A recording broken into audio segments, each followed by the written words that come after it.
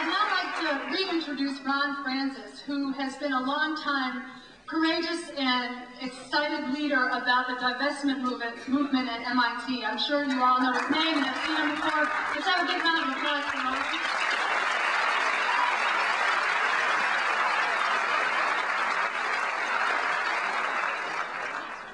Okay, I want to introduce the chaplain of MIT, Scott Paradise. He has an important message for us.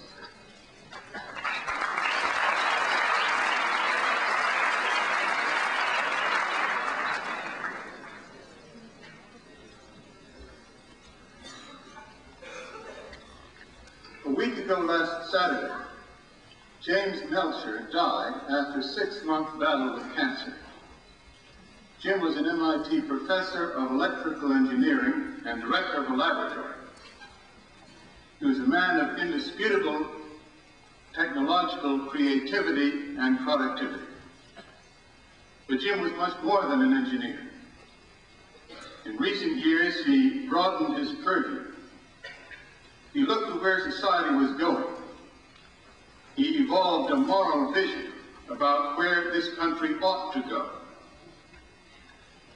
It was this moral vision that led Jim to believe that for the past decade, American foreign policy, American technological policy, American industrial policy, American energy policy, and American military policy. From Selma to Montgomery for racial justice.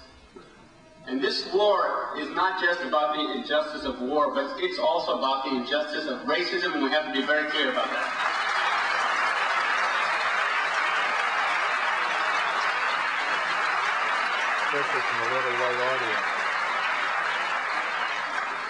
Unfortunately, this country has a history of targeting its own citizens in times of war.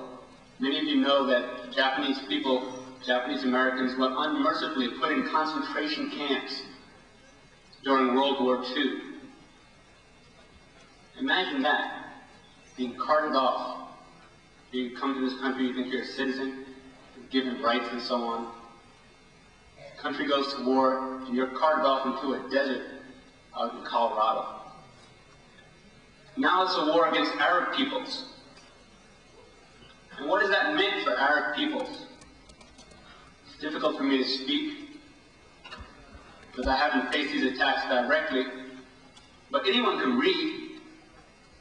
We know that the level of attacks against Arab citizens has been on the rise ever since Bush has been putting out this racist rhetoric about Saddam Hussein. And it is unnecessary for Bush to put out that kind of rhetoric and put at risk millions of Arab American citizens. And that's another message.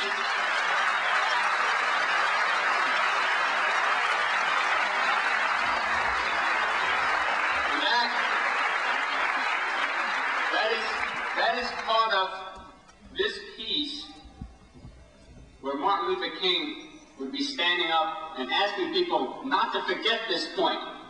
This is a significant point. If people in this country are going to synthesize a movement where we have people in universities, other people who are, well, many of them are privileged backgrounds, are going to have to join with elements that don't have as much say in society. I'm talking about Native American people in their concentration camps. I'm talking about Latino people in this country, African Americans. Because tonight, right across the river in Roxbury, don't believe that rhetoric that says that people of color are not mobilized and ready to fight against this war, because they are. As I speak to you now, there is a corresponding event going on at Northeastern University, African American Institute, where they have invited youth groups, leaders of the African American community, to take a stand against this war. And I think we need to hand it to those people for standing up in their conditions and taking a strong stand against this war.